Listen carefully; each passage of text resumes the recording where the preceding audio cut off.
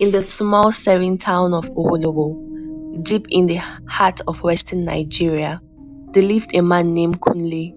He was a simple carpenter, known for his hard work and humility. But no matter how hard Kunle worked, he never seemed to escape poverty. He built furniture for the villagers, fixed roofs, and even worked as a farmhand during the planting season. Yet every time he looked at his small run-down house and his aging parents, his heart would sink. Kunle was the only child of Baba and Mama Adebayo, two elderly people who had spent their entire lives farming. Baba Adebayo was a proud man, despite the poverty that had followed his family for generations. Even at the age of 85, he still worked in the small family farm, planting yams and cassava to sustain the family. Kunle's father always believed in hard work and hope, and often told his son, Kunle, poverty is not a curse, it's a season, and your season will change one day. Just keep your hands clean and your heart pure. These words kept Kunle going every time life felt unbearable. At 32, Kunle wanted a family of his own, but he could not afford the bride price for any of the women in the village. Every young lady he approached turned him down, mocking him for his poverty. Can you even afford a wrapper for me, Kunle? One girl asked mockingly. Another lady, Shade, laughed cruelly. With what will you pay my bride price? Your old hammer and saw? Kunle tried to ignore the humiliation, but it weighed him heavily on his heart. Every rejection made him feel smaller. He spent his days working tirelessly, avoiding social gatherings where he would be ridiculed for being the village's poor carpenter. One fateful day, Kunle met Abike, a quiet, modest young woman who had recently moved to Owolowo from a neighboring village. She was an orphan, and like Kunle, she was poor. Abike's only possession was a small loom which she had inherited from her mother, which she used to weave clothes and she sold in the local market. Her simplicity and kindness immediately drew Kunle to her. They quickly became friends, bonding over their shared struggles. Kunle found comfort in her presence, and within weeks, he proposed to her. Unlike the others, Abike didn't mock him. She accepted his proposal with grace. When they announced their wedding plans, the entire village laughed. Of course, the poor carpenter is marrying the poor weaver. Poverty marries poverty, they joked. What kind of wedding will they even have?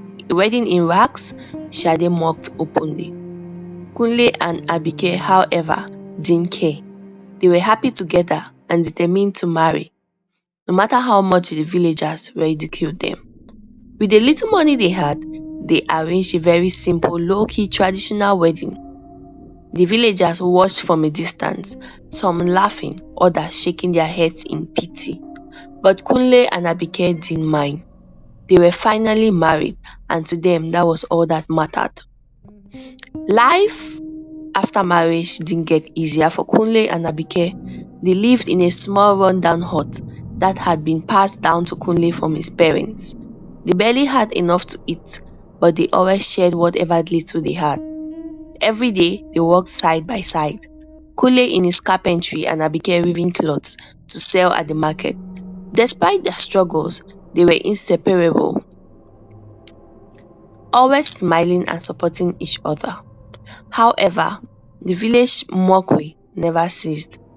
Every time they walked through the market, they could hear whispers and sneakers. The women who had rejected Kunle would say, "Look at Kunle and his poverty-stricken wife. They belong together. No wealth will ever find them." Kunle and Abike paid no mind to them. They focused on their work and continued living their simple, humble life. But deep inside, Kunle prayed for a miracle, anything to lift him and his family out of poverty. One scorching afternoon, Kunle was working on a farm he had been hired to clear. The job was exhausting and Kunle was drenched in sweat. As he walked, his hoe struck something hard in the ground. At first, he thought it was a large stone, but as he dug deeper, he saw something metallic shining through the dirt. His heart raced with curiosity. Kunle knelt carefully, uncovered the object. It was a large old chest buried deep under the roots of a massive tree. He hesitated for a moment, unsure of what he had found. Could this be a treasure? He thought. He quickly covered the chest with palm fronds and hurried home. That evening, Kunle and his father, Baba Adebayo, returned to the farm under the cover of darkness to retrieve the chest. Together, they dragged it back to their house. With trembling hands, they opened it. Inside, they found gold coins, ancient jewelry, and a series of old valuable artifacts. Kunle's mouth dropped in disbelief. Kunle, do you know what this means? Baba Adebayo whispered, his eyes wide with excitement. Kunle shook his head, still in shock. This is a fortune. We must be careful. We cannot let anyone know about this. The next morning, they took a small piece of gold to Mr. Ade, a trusted goldsmith in the city, to have it appraised. When Mr. Ade saw the gold, he could barely contain his excitement. This is priceless, Mr. Ade exclaimed. This is ancient gold, worth millions. Kunle and his father could hardly believe their ears. They had gone from poverty to immense wealth in a single day. With Mr. Ade's help, they sold a portion of this treasure and instantly became rich. Kunle and Abike's lives changed overnight. They moved into a large, beautiful house in the city, and Kunle started his dream furniture business. With his newfound wealth, he built an expansive workshop, hired employees, and soon became known as one of the best furniture makers in the region. Abike too flourished with Kunle's support. She opened a weaving school where she taught young women from neighboring villages the art of cloth weaving. Her skills and unique designs attracted apprentices from far and wide, and her business thrived. Kunle and Abike's story spread throughout the village of Wolowo and beyond. The same people who had once been mocked now praised them. Women who had rejected Kunle for being poor now regretted their decisions. Ah, who knew that Kunle would become this rich? Shade lamented to her friends. If only I had married him.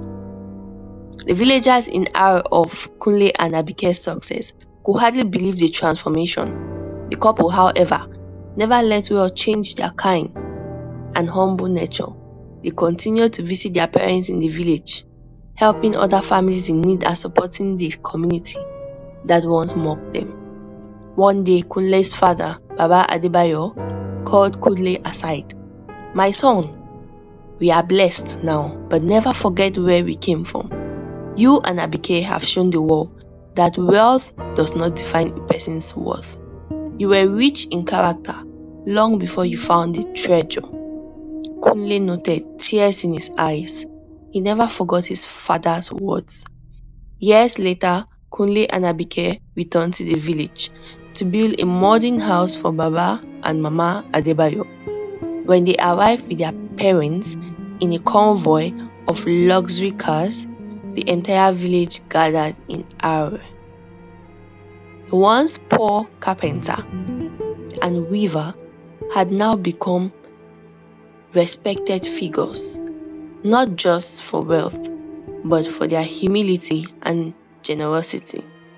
Chai, it is true what they say. Never write anyone off, the villagers murmured as they watched the grand celebration. Kunle and Abike smiled at each other, grateful for the journey they traveled together.